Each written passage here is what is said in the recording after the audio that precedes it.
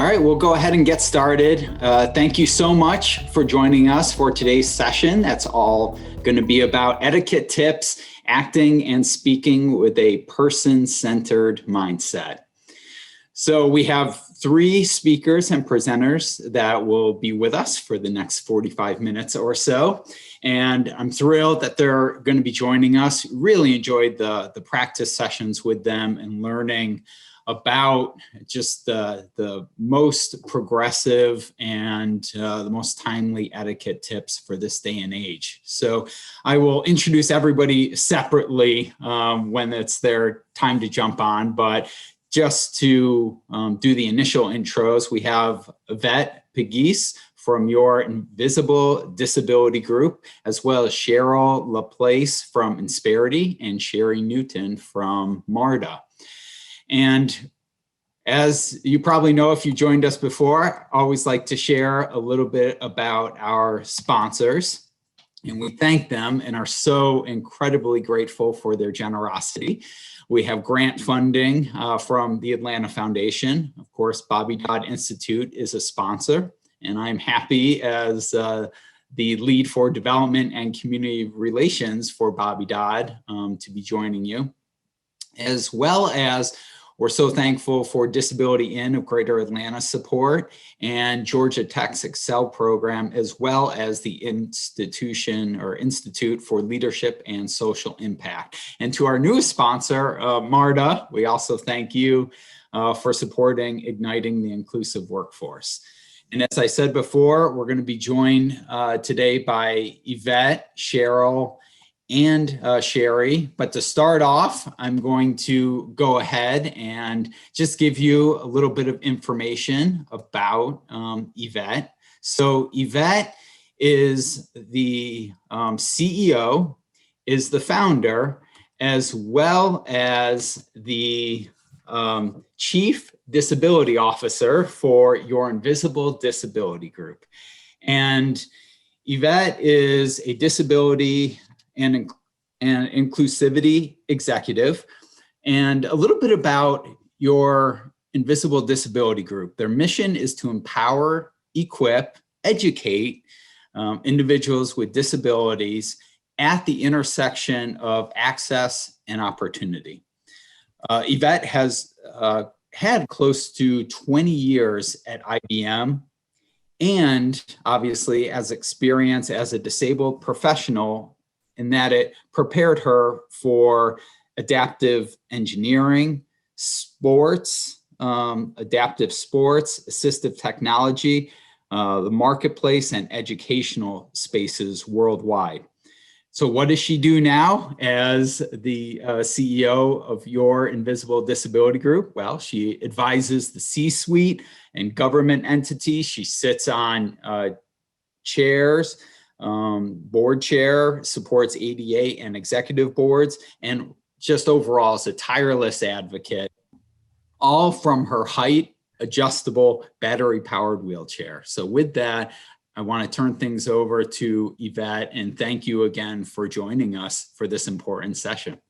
Thank you so much, Todd. I am honored to be here and honored to be part of this seminar series, specifically in this case, talking about etiquette tips. A very exciting opportunity to share what I've learned, what I know. As you mentioned, as a disabled executive, it's interesting and it's exciting all at the same time. So let's talk about what to expect from this portion of today's amazing session. As you can see on your screen, we're going to talk a little bit about ADA, person-centered language and mindset. We're going to talk a little bit about communication and behaviors. So the starting line really is understanding the Americans with Disabilities Act, right? The ADA and those who pioneered and fought for this trailblazing 1980s, unseen ever, living, breathing law really transformed the country. People should not have to stand up to be counted, but at the time in which the ADA started, that was not the case. Since its passage, a lot has really happened, and what hasn't happened, unfortunately, is keeping up with the language, keeping up specifically with how we talk about the ADA. So let's see if we can get to the next slide here with some technical difficulties. I'll try again. Can everyone see my screen okay? Yes, we can see it, Yvette. Okay, can you see the PowerPoint presentation? But it looks, we can see it. Okay, so the PowerPoint presentation has dropped on my side. So I can go ahead and speak to it until it loads, or we can move forward, whichever you think is easiest. Todd, I'll let you lead on that one. Why don't you go ahead and close that and speak on what your notes were for the PowerPoint? Yeah, that would be great, Yvette. I can totally do that. Technology is only great when it works, so let's make sure it works. You're going to stop your screen share as well. You can just, we don't have to have the background. How's that? Great, thank you. No, thank you. So let's talk about the ADA. We talked a little bit about how in the 1980s, that was huge. There were actually individuals who, from their wheelchairs, climbed the Capitol building to make sure we recognized, and those who didn't at the time recognized, how important it was to be inclusive, not just in our laws, but also with the acceptance of individuals with disabilities. As I mentioned, we're going to talk about the ADA, person-centered language, mindset, communication, and behaviors. So the ADA started in, gosh, I think it was written in 1990 officially, and it was amended pretty recently in 2008. So it does guarantee equal treatment for individuals with disabilities. Now, the next screen that you'll see shortly goes into detail about breaking down disability, not just what it is, but the different types of disabilities. I'd like to take this moment to clarify that there are visible disabilities, those you can see, much like myself sitting in a wheelchair. And then there are those you can't see, those invisible disabilities. And, you know, believe it or not, those invisible disabilities are the ones that are the greater and most common disabilities. People with invisible disabilities might include someone with a diagnosis of cancer, someone with a diagnosis of heart disease. There are just so many. In fact, there are 6 million individuals with disabilities in the country. So let's just spend some time talking about what those are. The first and most common one is intellectual or learning disabilities. Again, that one's invisible. You can't see it. Then the next would be a physical disability. We have hearing impairment, multiple disabilities, speech impairment, and so many others. So with screen share, I'm going to open this back up and see if we can give you some visual support here. Okay, do I have the option to share? All right, go ahead and try that again.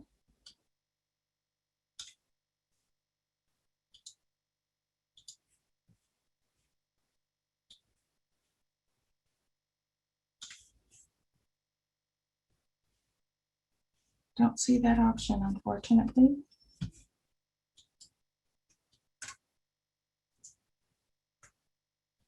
So as we wait for that to come up on my screen, let's talk about the major models of disability. There are actually very many of those. There are 4 I'm going to talk about today. The first model of disability is the charitable model. You can pretty much assume just by the name charitable, the assumption is that everyone with a disability needs charity, needs to be helped, needs to be supported, cannot maintain a natural or normal life without assistance. That would be the charity model. That would be before the ADA. And since we do have a multi-diverse generational community that still lives today, that is still language that is used from people and by people who may have originally understood disability through the charity model. The next model is the medical model.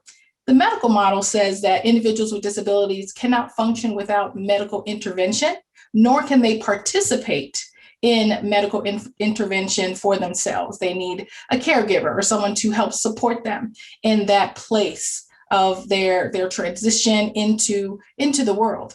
Now, just about around the 1980s, when the ADA came around, the social model became very popular. That's when we had the civil rights and the human rights for individuals with disabilities. And that's when everyone became really familiar with individuals with disabilities being part of the community. And this social barrier was what kept them out of buildings and offices and even their homes. And what we understood during that time is we are not the one that needs to change as much as those in society who have not made access for individuals with disabilities. So that's when walls started coming down and ramps started coming up. And it was just an amazing transition from the charity model. If you think about going from charity to medical to social.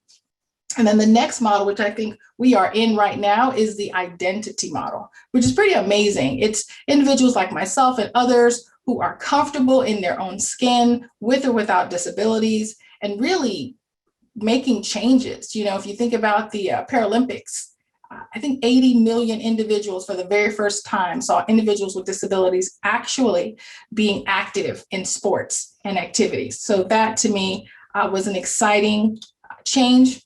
And it was exciting for everyone else because now this charity model that everyone assumed was normal was denormalized. Okay, so if you can see my screen, that model should be up. Is that showing up for everyone? Yes, it is. Excellent. So we talked about the different types of models and how the evolution of the global community took this huge change. But then, you know, something else happened, right? Once this evolution took place, there's something called, we call it the Kindness Act, but the official name is the People First Respectful Language Modernization Act of 2006. So it was enacted by the Council of the District of Columbia on July 11th, 2006. And what it did was it required respectful language to be used when referring to people with disabilities, whether it be in print or in person. And so this is where the communication etiquette comes in, right? And how we can lead with diversity and our second objective. It's not about what you say, it's about what people hear. I mean, how many of you have maybe even sent a text or an email that was completely misconstrued, especially with, you know, the technology of predictive tools turned on. And so in that space, you can just imagine how misconstrued some of the information and intentions are when we're communicating with respectful language. And so in that act, what they did was they took, like you see in your left column, the actual disability as it was medically identified. And then the middle column goes through all of the outdated language, and the respectful language is in the third column. And so just as an example, I've already mentioned that I am in a wheelchair. I also have a brain and spinal cord injury. I'm a full-time wheelchair user. But had you looked at this maybe 10, 15 years back, someone might look at my mobility/physical disability and say that, wow, Yvette, you're handicapped and you're physically challenged. Another one I get is you're special, deformed, crippled, gimp, spastic, spaz, wheelchair bound, or lame.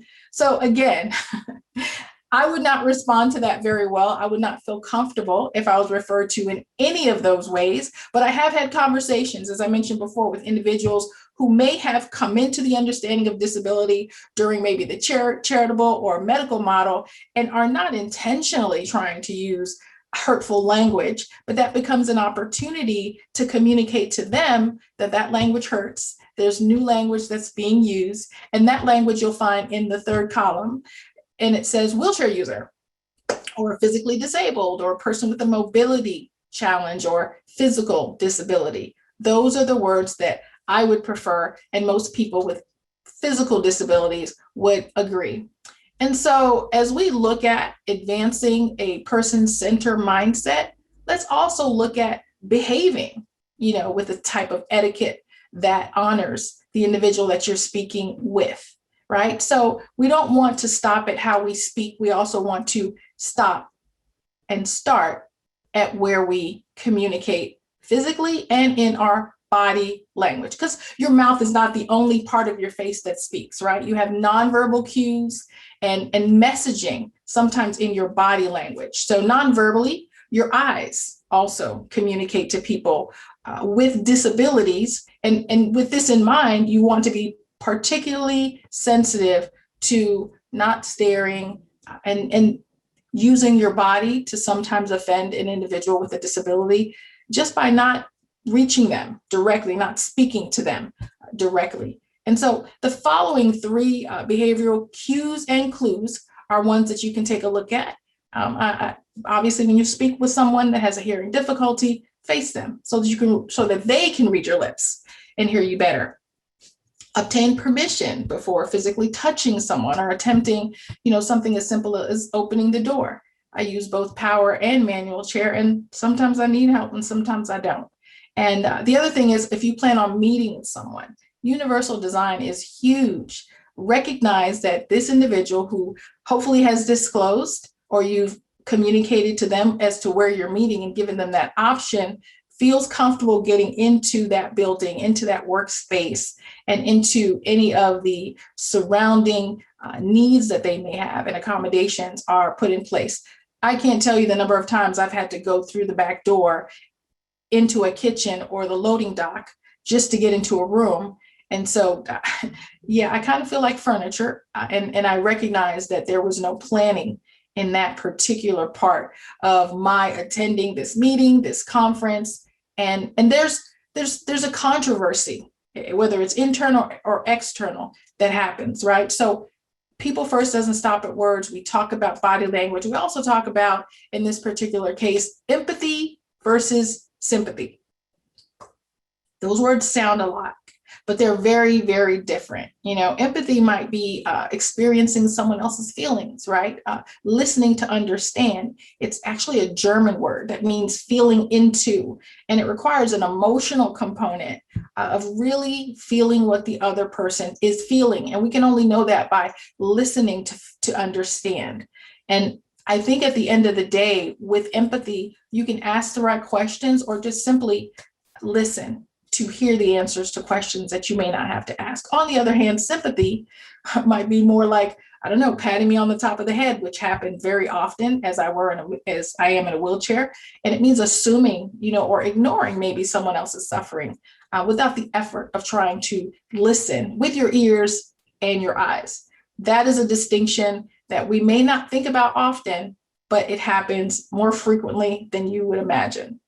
So let's get to the finish line. The finish line is going to talk about your call to action. How can you be involved? And what are the best practices? We talked about some of them, but a lot of people feel like, well, I don't know anybody who's disabled. If we believe that 1 in every 4 individuals has a disability, it's likely that person has an individual disability and you may not know about it. Or there's probably a member of your family or someone who is suffering with a disability that may not be visible. But I can tell you, at the end of the day, you likely know or have met or come in contact with someone with a disability. Those numbers are pretty accurate.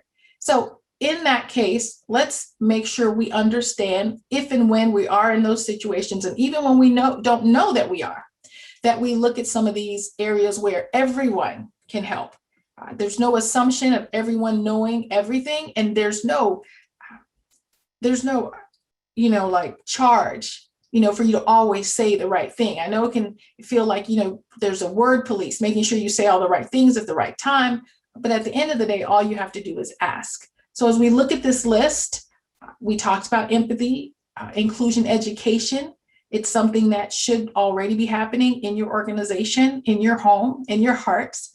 But if not, there's a lot of information out there. Bobby Dodd can help, obviously, and those who are going to be on this session can do the same. There's learning from diversity and understanding what you're learning and cultivating a culture within your organization, rebranding perceptions, much like the ones we talked about before.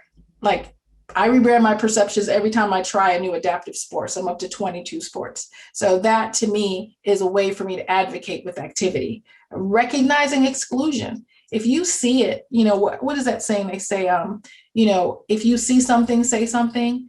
we all have to be responsible for inclusion in our spaces. And then there's architectural and obviously the attitudinal barriers that are placed. And I really believe that the attitudinal barriers are a much bigger chasm, to overcome. You can add in a staircase, you can put in a power door, but if the culture is not cultivated, then you may find that nothing really changes just because I can get into the building. It doesn't mean that I feel like I belong or I feel connected to the people that I'm working with. In the upper left-hand quadrant, I think is a very important point. It says inclusion is a right, not a privilege for a select few. Inclusion belongs to everyone. If you think about some of the inclusion technology, think about just talk to text, texting, speak to text on your computer, curb cuts, power doors, all those different things that were put in place to help individuals with disabilities, especially now during COVID, are very well liked and appreciated by everyone. And when you talk about technology, think about how much technology is connected through disability access and accommodations. So I like to say, really, if you can create something that can support an individual with a disability, then it will work for everyone in your audience. So this is, an output of the previous slide, talking through those 6 different steps. What I'd like to focus on just a little bit are the BRGs and the ERGs and the affinity groups within your organization, and places where you have a culture built within your culture, and you can have those individuals who are connecting with each other to connect to people who are maybe coming into your company or into your organization or your group. Because there's retention that has been a big issue with a lot of organization, but recruitment is really big too. And so I would love to know that the company that's recruiting me has an affinity group that I can connect with, and someone within that affinity group can maybe train me or support me or mentor me. And some of the ways we can do that doesn't specifically have to do with etiquette, but very much with equipping individuals within your organization to be part of this culture that includes etiquette, are some of the business cases and some of the gaps that we find a lot in business. So look at your policies and your procedures, identify what's working and not working, get allies and stakeholders, especially those in the executive C-suite. And then, there are some resistant influencers and leaders within the organizations who really probably just need to be educated, who need to understand diversity and the important piece of behaving and speaking to your entire organization with the etiquette and understanding that will make everyone feel like they belong. So, okay, champion leaders, I would love to be able to give you an acronym for LEAD, right? So learn etiquette and diversity. That's an everyday requirement. I can tell you personally, as someone who started out as an executive on her feet and is now an executive in a wheelchair, I had to transition into this place, learn the language, learn the culture, and I love the culture, and I love to be able to help support you lead. And with that said, I think Todd's going to introduce you to members of this team who will share more. Thanks so much. Thank you so much, Yvette. Honor the person. I love that. So thank you so much. I wanted to go ahead and introduce our next speaker. So Yvette, or Sheryl rather, has over 20 years of experience in the human resources arena. She is a human resources consultant for Insperity. And she's been involved with not only human resources, but training, development, recruiting, operations, and consultative services to small and medium-sized businesses across the nation. She has experienced the world as an entrepreneur, an operations manager, and member of a large multinational corporation. So we're thrilled to have Sheryl with us. And at this point, I want to go ahead and turn things over to her. If you give me a share screen option, I can pull up my screen. So you have host duties now.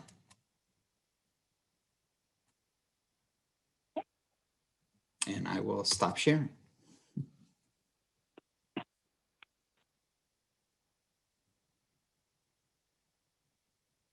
Hang on. Let me go back to my other screen. 1 second. Well, hi, everyone. While I worked out my technical difficulties, 1 second.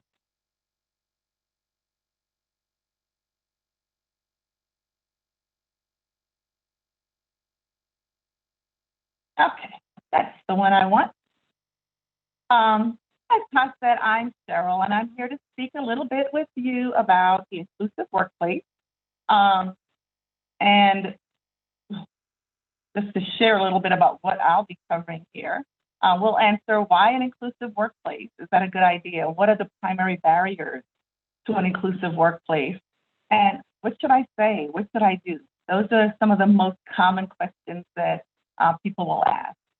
So, why an inclusive workplace? Well, work, as we all know, is an important part of people's lives. It's certainly an important part of our lives. It means more than just getting paid, right? It impacts our ability to make our own choices about our lives. It gives us the right to work and the ability to be recognized for our accomplishments, our skills. And these things are important aspects of our country's ideals of equality and opportunity for all.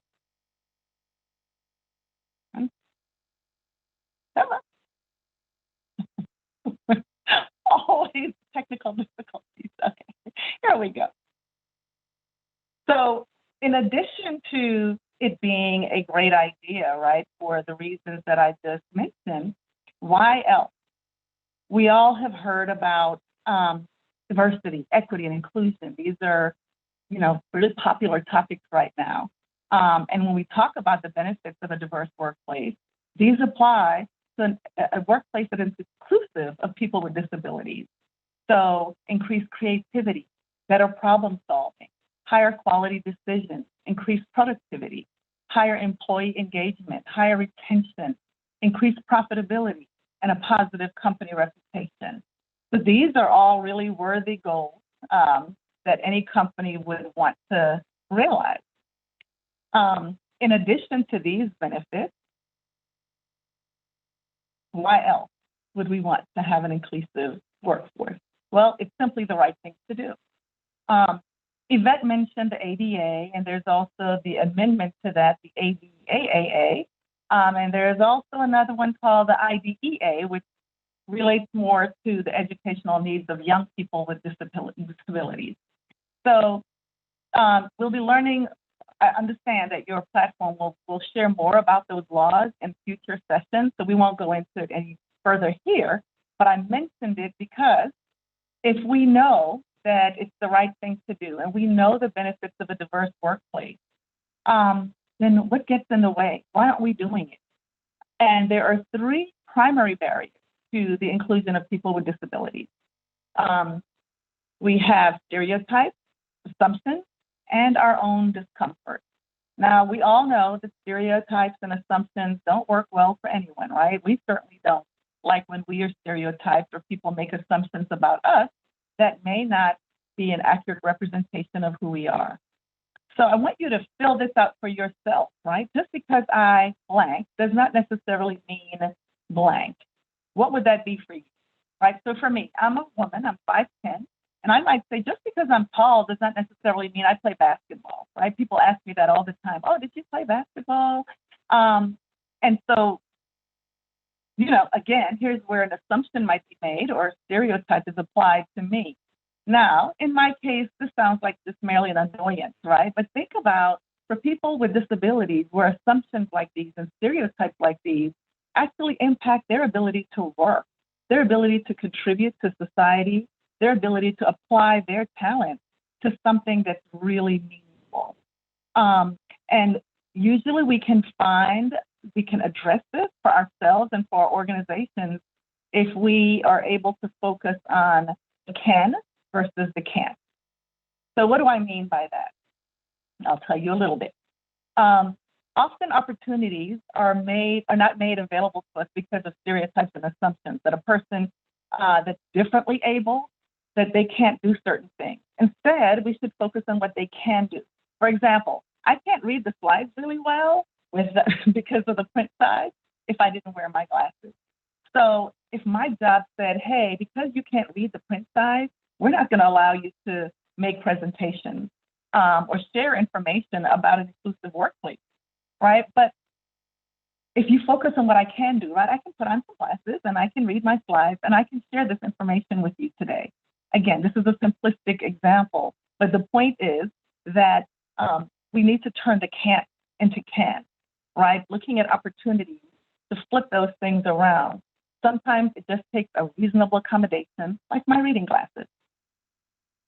So here are, on the screen, you'll see some pictures and little snippets about these individuals. The Campaign for Disability Employment created a public service announcement video that features individuals with various disabilities. It emphasizes the value and the talent that people with disabilities add to the workplace and to the American economy. It focuses on what these individuals can do, not what they can't do, but what they can do. So on the top there, you see Bob Borstein. He's a corporate policy director for Google, has a bipolar disorder. Well, for Bob Borstein, just because he has a bipolar disorder, if we go back to that slide, just because I am doesn't mean I. Just because he has a bipolar disorder does not mean he can't solve difficult problems for a Fortune 500 company. There's Patty Rivas. She co-owns and manages a grocery store and uses a wheelchair. But Patty, just because she uses a wheelchair does not mean she can't successfully own and manage a grocery store. For Michael Salter, who owns a successful landscaping and carpentry business and has an intellectual disability that impacts his reading and his writing. For Mr. Salter, just because he has an intellectual disability does not mean he can't successfully run a landscaping and carpentry business. Right? For Meg Krause, public relations consultant and Army veteran who has post-traumatic stress disorder. And Matt McCullough, communications manager for the District of Columbia, who has cerebral palsy. John Sunquist, motivational speaker, author, business owner, whose leg was amputated in his childhood due to cancer. And Sheryl Collier, a teacher who is deaf. So if we fill in the blank, just because they have a disability does not mean that they are unable to do the job and make the contributions that they are making today. Look at how much incredible value would be lost and overlooked if decisions were made to exclude them due to stereotypes and assumptions. So think about your organization. Your organization can benefit from the skills, the knowledge, and talent, right? But you won't be able to benefit from those skills, knowledge, and talent if individuals with disabilities are not given an opportunity, if individuals with disabilities are not recognized for their talents and their abilities, if you and your leadership team don't have an open mind. Keep in mind that often where these assumptions and stereotypes come in, it's because of our discomfort. And you see here in red, the discomfort is ours. The person with the disability is not the one that has the discomfort. They are quite aware of their disability. They wake up with it every day. So what we often hear is, Sheryl, I don't know what to say, and I don't know what to do. So let's start with what to say. When you're speaking to someone with a disability, because of our own discomfort, we often talk to the person that they're with, the person sitting next to them, the person that they entered the building with, for example. We want to speak directly to the person that the conversation is with. Speak directly to the person with the disability, not their companion, their aide, or the sign language interpreter that may be accompanying them. People avoid phrases like, I gotta run. If they say it like, oh, wait, that person's in a wheelchair. Maybe I shouldn't say that. Maybe, I'm gonna mess up. I'm scared to say these things, right? All of this comes from our discomfort. We're afraid to say the wrong things. We don't wanna do the wrong things. We don't know what to say. We don't know what to do. We're awkward. We're afraid to mess up. But saying the wrong thing and doing the wrong thing happens anyway. The truth is we mess things up and say the wrong thing with people that don't have visible disabilities. Because we're each unique and have different preferences, there really is no one size fits all. So Yvette shared how the language has evolved, and we certainly want to educate it and make sure that we are up to date on the language that might apply. But if you're not sure, you can ask, right? I mean, this applies in other areas of life as well. Does a person prefer to be called Black or African American, Latino or Hispanic, woman or female? When it comes to interacting with people who have disabilities as applicants, as employees, as coworkers, we are simply uncomfortable, and we just need to work on our discomfort in order to open these opportunities and bring all those benefits that we reviewed to our workplace. So in this example, I got to run or see you later. It may seem to relate to someone's disability, right? I got to run if the person uses a wheelchair, or see you later if they have a disability that's related to their vision. These are expressions that are part of everyday language. And if you apologize for it, it probably will be more offensive than just having said the expression to begin with. But again, each person is a unique individual. And so if you want to know if something is offensive, just ask. About the person, you want to use person-centered language, right? It's a person with a disability rather than a disabled person. Don't portray people with disabilities as overly courageous, brave, and Yvette mentioned special or superhuman. That implies that it's unusual for people with disabilities to have talents or skills. And just from the profiles I shared with you just now, and you're having heard from Yvette, you know that there are plenty of talents and skills that have nothing to do with the disability. So here are some things that you might want to keep in mind. Instead of saying the handicap or the disabled, you want to focus on the person, right? Think person-centered, person-focused. It's people with disabilities. Instead of the autistic child, you might say the child with autism. Instead of saying someone is afflicted from or suffers from or is the victim of, you might say a person who has, and whatever that would follow. The person is not an epileptic, he has epilepsy. They're not crippled or lame, they have a physical disability. They're not confined to a wheelchair or crippled, they use a wheelchair. Instead of saying deaf, mute, or dumb, you might say a person with a hearing or a speech disability. Instead of referring to the person as a quadriplegic, say they have quadriplegia. Instead of saying someone is special ed, you might say they receive special ed services. And instead of referring to people as mentally retarded, you might say someone with a cognitive impairment. So that's a little bit about, what not to say or what to say. And again, I've referred to the updated terms that Yvette shared with you, and these slides will be made available to you later. But let's talk about, I don't know what to do. We hear that a lot, right? I don't know what to do. I'm scared to interact with people and do the wrong thing. Well, a big thing that goes back to what I said about not knowing what language to use is to ask, right? And definitely ask before you help. Sometimes our intentions are good, but the actions we take may negatively impact the other person. So interact with the person as a person first and foremost. Just because they have a disability, don't assume that he or she needs help. Offer only if they ask for it. And if you're not sure, again, ask. Be mindful about physical contact, right? People with disabilities consider their equipment to be a part of their personal space. Don't pat someone on the head like Yvette was just talking about, or touch the wheelchair, their scooter, or their cane. Some people with disabilities depend on their arms for balance. So grabbing them, even if your intention is to assist, could cause them some problems, right? It could cause them to lose their balance. Self-check your assumptions. People with disabilities are the best judge of what they can or cannot do. Again, they live with this disability on a daily basis. Don't make decisions for them about participating in any activity or their ability to perform any task. Yvette participates in all those physical sports way more than I do, and I don't have that physical disability. So you want to ask, give people the opportunity to accept an invitation, to participate. Don't make any assumptions about it. The ADA presentation that will be coming up in a future session, I'm sure we'll cover more about this, because in some cases it may be unlawful for you to exclude someone because of a disability. But above all else, when in doubt, ask. Just like you acknowledge and respect the individual preferences of any particular person, you want to do the same thing when it comes to people that have disabilities. Okay, let's scroll down. More about I don't know what to do. So let's just look a little bit at each of these specific areas. Just a few tips. Again, if you're going to interview a candidate or be working with someone that has a specific disability, it's okay to brush up on what the etiquette is, the updated etiquette, right? Because what I tell you today, there may be some updates later. So just brush up on the etiquette so that you're prepared for that interaction, if possible. But when it comes to people who are blind or visually impaired, identify yourself since they can't see you or have impaired ability to see you. Identify yourself.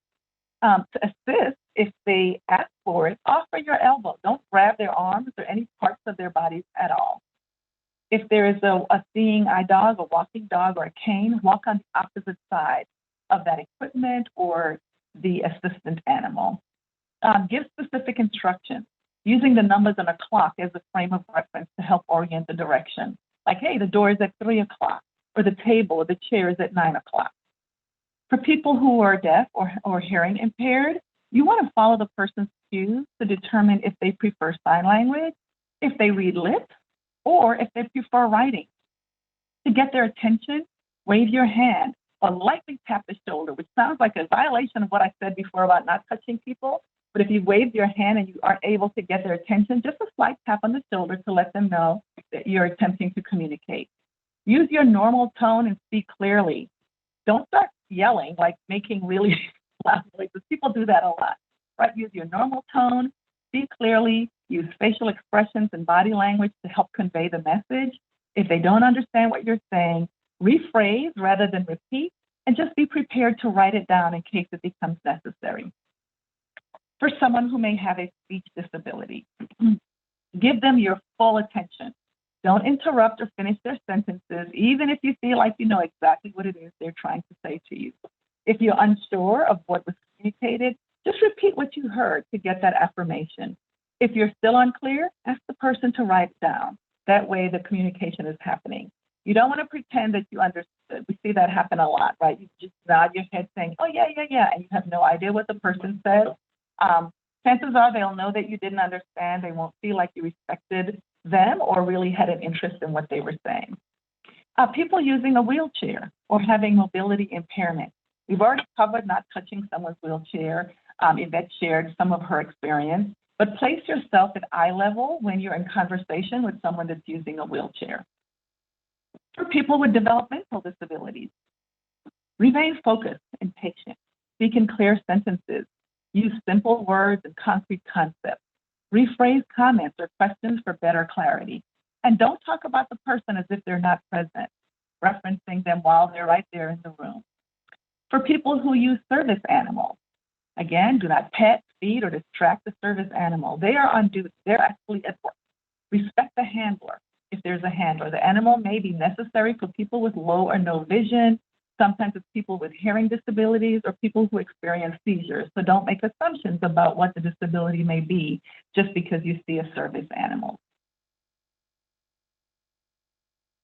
You might say, well, Sheryl, that's great. Yvette shared a lot. I still don't know what to do. I feel ill-prepared.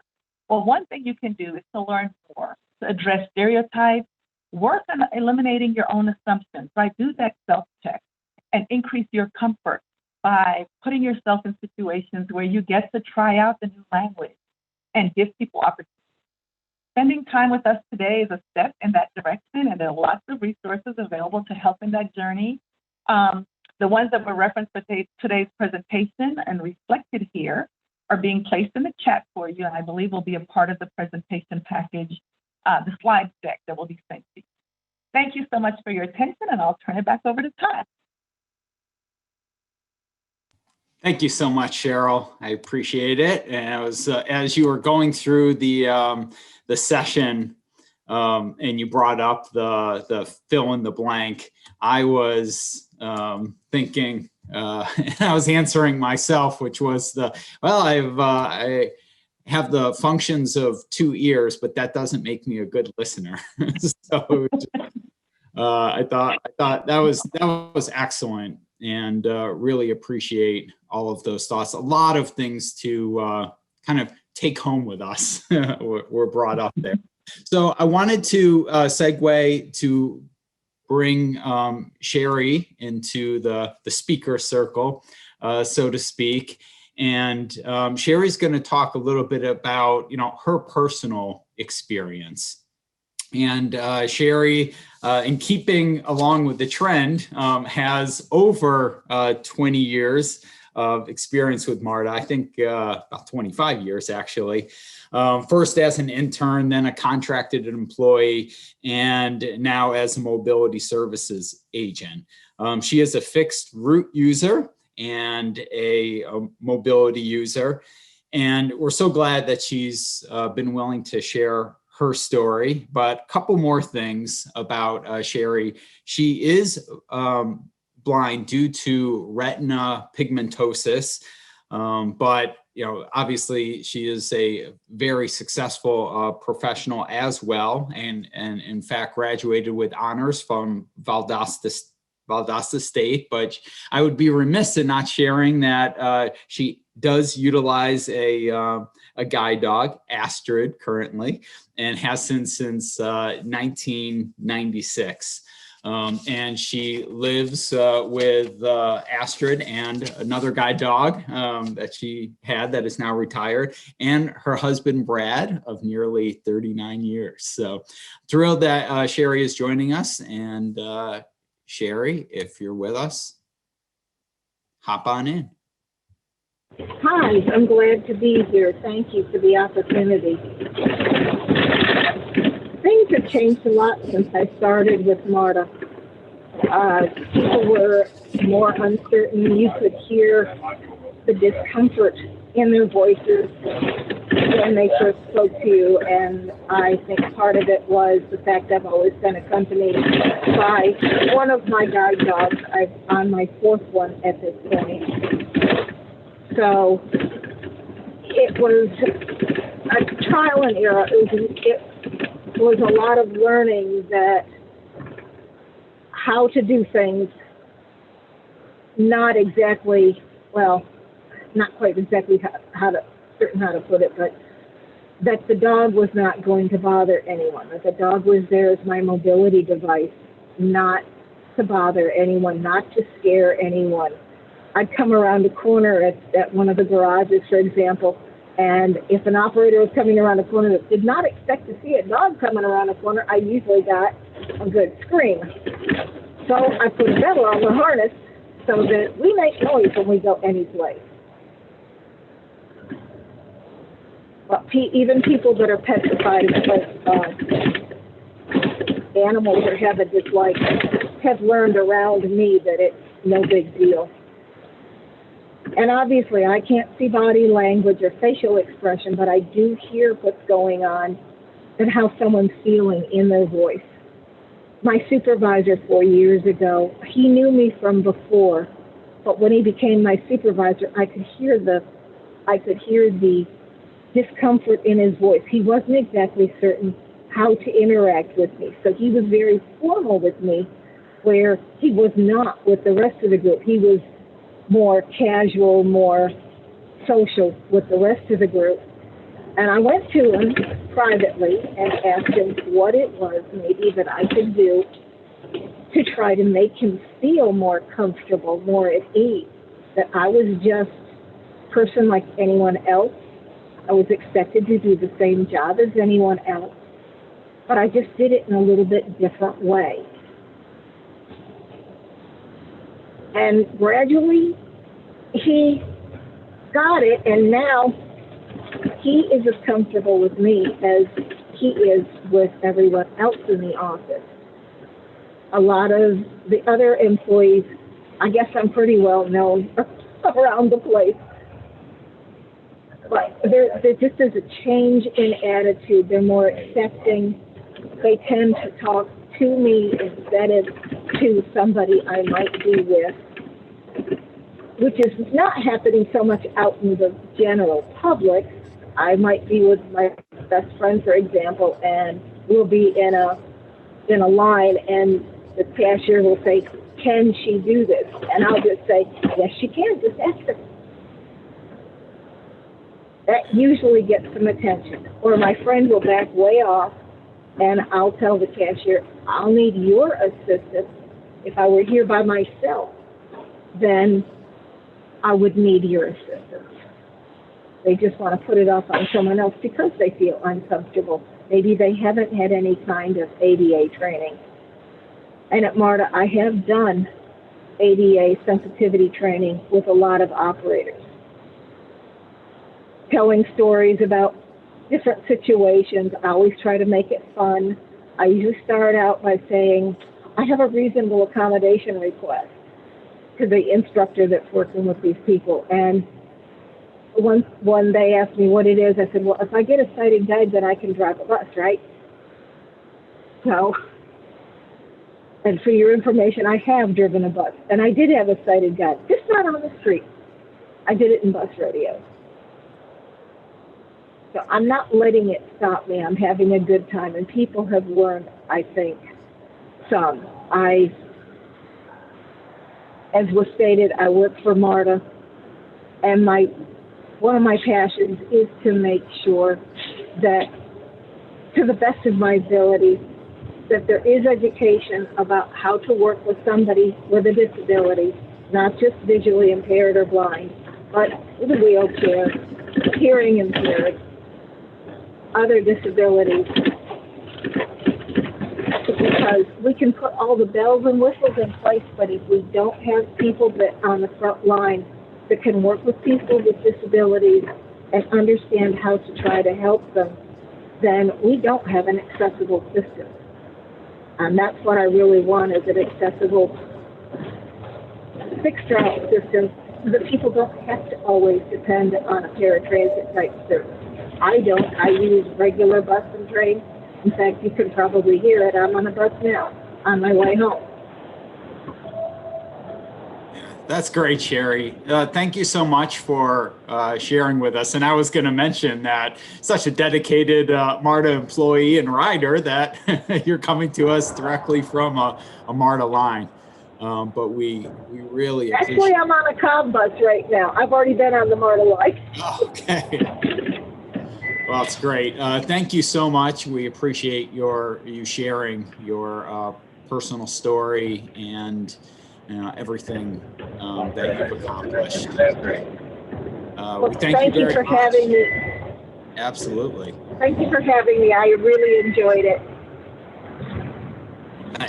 You bet. And thank you to all of our speakers. We hold these seminars just about once a month, and our next one is going to be focusing on voc rehab, and we're going to be talking about all of the resources. And we have two individuals joining us from Georgia Vocational Rehabilitation. And so we're looking forward to you joining us again on May 5th. At 3 o'clock. And of course, in the not too distant future, we have our live event on October 19th at City of Refuge. So we're hoping everybody who has been such a loyal viewer of our Igniting the Inclusive Workforce virtual series will join us on October 19th for a full day of education and camaraderie. And we're just looking so forward to seeing many of you that we know you've joined us virtually up to this point. And of course, in the interim, feel free to connect with us when you can through our social media platform. But thank you once again for everything. And we will go ahead and end today's session. But best wishes, everyone, and have a great rest of your week. Bye-bye.